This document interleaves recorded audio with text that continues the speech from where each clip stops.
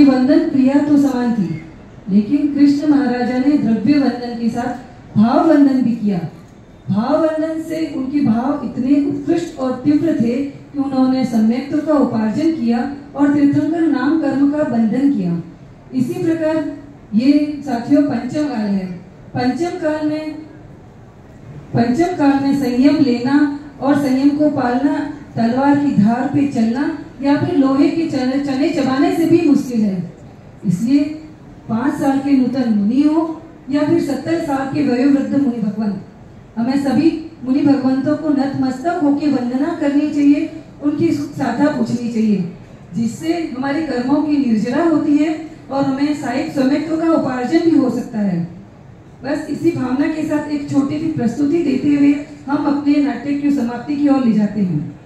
साध्वी जी महाराज विहार कर रहे हैं प्रातः काल के समय।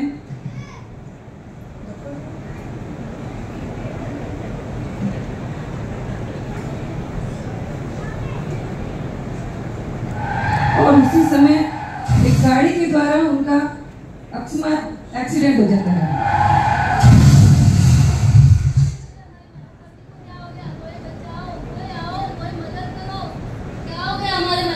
कोई आओ ना, मदद करो।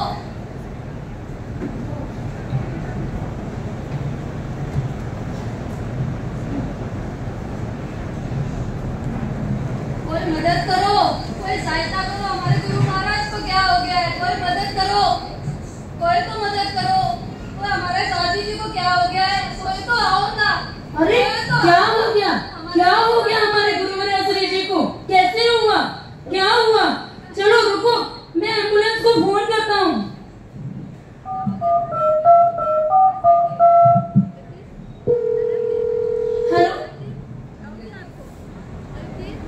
हेलो, एम्बुलेंस को भेजो, जल्दी से भेजो।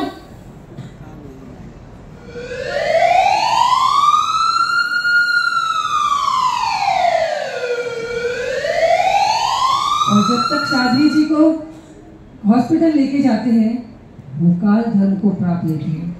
जय जय नंदा, जय जय भद्दा, जय जय नंदा, जय जय भद्दा। और इस तरह हमारे समाज के अग्रगण्य सदस्य एक विचार विमर्श करते हैं कि ऐसे हमारे श्रमण बंध को कैसे बचाया जाए। इस कलिकाल में जब वे विहार करते हैं तो उनके सामने कितनी बाधाएं आती है।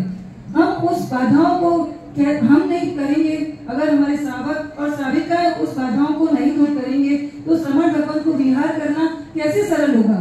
और इसके लिए विचार गोष्ठी बनाई जाती है और उसमें एक निर्णय लिया जाता है। वो किस तरह लिया जाता है, आइए देखते हैं। श्रीमंत, दिन प्रतिदिन हमारे साधु साध्वी भगवंतों के साथ ये दुर्घटनाएं घटित हो रही है। इसके लिए, उनकी सुरक्षा के लिए हमें क्या करना चाहिए, आप ही सुझाव दें श्रीमंत। हाँ बताइए श्रीमंत, हमें क्या करना चाहिए? हाँ क्या करना चाहिए, कुछ तो सोचना ही पड़ेगा। ये समाज के लिए बहुत ही सोचनीय विषय हो गया है, जिसमें विहार ग्रुप अपनी सेवा देकर इसको उत्कृष्ट तरह से साधु साधुओं के, गुरु भगवंतों के विहार में पूरा सहयोग दे रहे हैं। फिर भी इसमें 2-3 चीजें हम कर सकते हैं। बाकी श्री संघ हमारे साथ में होगा तो हम कुछ भी करने की कोशिश करेंगे। संपूर्ण भारत में एक ऐसा कांटेक्ट नंबर दिया जाए, जैसे कि एम्बुलेंस के लिए या दूसरी व्यवस्थाओं के लिए है, वैसे ही ऐसा कोई कांटेक्ट नंबर दिया जाए जिसको साधु साध्वी भगवंत कहीं से भी उनको कांटेक्ट कर सके और उसको इमरजेंसी कांटेक्ट के हिसाब से उसको यूज में लिया जाए। दूसरा, जब भी महाराज साहब जी विहार करते हैं, साध्वी जी विहार करते हैं, उनके साथ में महिलाओं की व्यवस्था भी होनी चाहिए। विहार ग्रुप तो हमेशा से सेवा करता आया है, लेकिन केएमपी की शाखाएं अन्य भी खड़तरगत से संबंधित, जो भी खड़तरगत समाज से, संघ से, पूरे भारतवर्ष से जुड़ी हुई जो भी महिलाएं हैं, उसमें महाराज साहब का विहार हर 10 किलोमीटर 12 किलोमीटर तक ही होता है, 15 किलोमीटर तक होता है, उसमें महिलाओं की व्यवस्था भी साथ में होनी चाहिए। तीसरा, जहाँ भी महाराज साहब जी को ये पता चल गया कि उनका गंतव्य स्थल आ गया है, तो वो बोलते हैं हमको कि आप लोग चले जाओ, हम लोग चले जाने हैं। लेकिन हमको ये अफसोस नहीं हो जाए कि हमारे खड़तर गज के रत्न जड़ित स्तंभ इस तरह हमारे सामने बिखरे नहीं। हमको ये आज हमारे ऊपर इनकी छत्र छाया है, वो हमेशा सदा के लिए हम पर बनी रहे। इसलिए उनको चातुर्मास शुरू होने से लेकर अगले चातुर्मास तक जितना भी उनका व्यवहार हो, जिस संघ के लिए जहाँ से भी विहार हो, वो संघ उसकी पूरी की पूरी व्यवस्था ले और वहाँ तक उनको कहीं भी साध्वी वृंद को, साधुवंत को अकेले न छोड़े। ये मेरी सभी से विनती है।